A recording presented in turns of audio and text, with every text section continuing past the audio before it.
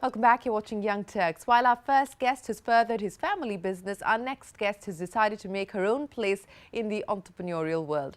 Shruti Shibulal is the daughter of Infosys co-founder SD Shibulal, but a job at the tech giant was never an option, as Infosys has a clear policy to keep family members out of management. So Shruti found her calling in a world far removed from technology and consulting services. She joined hands with well-known chef Abhijit Saha and founded Avant-Garde Hospitality, which runs fine dining restaurants in Bangalore, and she's now moving up the hospitality chain with Tamara, an eco-friendly luxury resort in the coffee plantation district of Coorg in Karnataka.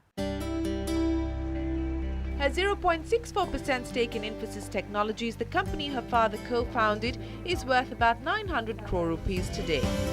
And 28-year-old Shruti Shibulal is putting her money to work. Promoter of the recently launched luxury resort, the Tamara Coorg, and daughter of Infosys co-founder and CEO SD Shibulal, Shruti began her career with Merrill Lynch in the US in 2006. But she decided to head home and bite into the growing foods business and promoted Avant-Garde Hospitality with one of India's celebrated chefs, Abhijit Saha. They gave Bangalore 2 premium restaurants, Fava and Caperberry.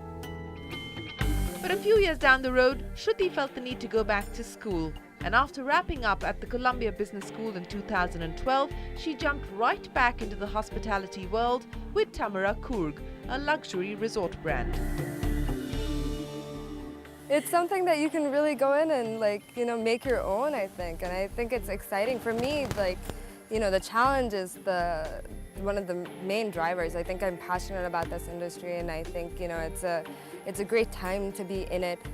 If you look at India, for instance, the tourism industry contributes 1.7 trillion rupees to the GDP. The industry provides more than 10% of the organized employment in the country. So it's a great place to be because you're able to contribute so much to the country, and you're creating a social impact by creating employment.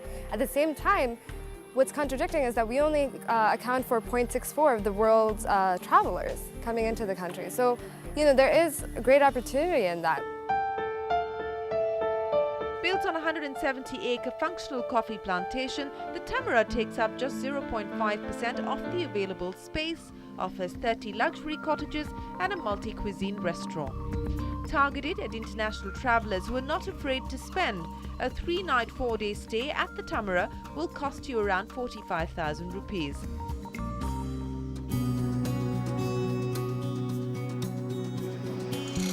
One of the few resorts built around a coffee plantation, Shruti says the Tamara allows guests to brew the perfect cuppa.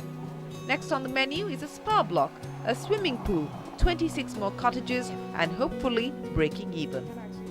We see that occupancy levels are stabilizing. It's growing, but it's we're understanding how operations work at these different levels, and we're confident that with phase 2 opening and with our spa and all of that coming up, that we will be able to be very consistent in the kind of service that we can that we guarantee for our guests.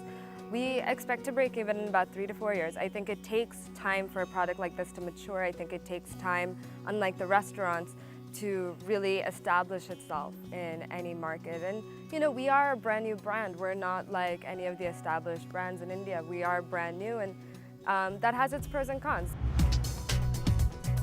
And keeping these pros and cons in mind, the team of 125 at the Tamara look to tread slowly but surely. As the second phase of expansion gains footing, Shruti is mindful of keeping the promise of luxury alive in all her offerings. So the ingredients used at Tamara's restaurant, the Falls, are grown on-site and will now find shelf space at the Organic World, the brand's first boutique store that will soon be launched in Bangalore. But does this young entrepreneur use her entrepreneur dad as a sounding board? Firstly, we don't discuss a lot of our professional lives at the dinner table. We have a lot going on in each of our lives, and we're a very close family, so we don't necessarily bring this, say, to we don't talk about this every day. Of course, my dad has a lot of experience in business and in general in growing a company, and so it's great to go to him for advice now and then, and it's a great resource for me. He also likes to send guests to my properties, which is fantastic, so it's great because we get some exposure in other places. At the same time, this is my project, this is my baby, this isn't his baby, and so it's really great to have that ownership over it, and I can't say that my dad is sticking his fingers in, or anybody else in my family for that matter. This is ultimately my job, and I need to be responsible for it. I need to be responsible for what happens on this property and in our company in general, and how we decide to move forward. This is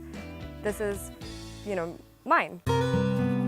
This spirit of ownership drives Shruti and her team at Tamra to grow both organically and inorganically.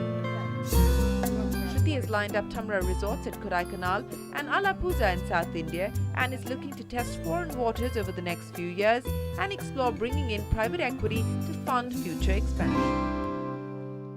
Shruti here is wishing you the very best of luck with Tamra. We hope it becomes synonymous with luxury in India. On that note, it's time for a break. When we return, all the action from the India Internet Day 2013.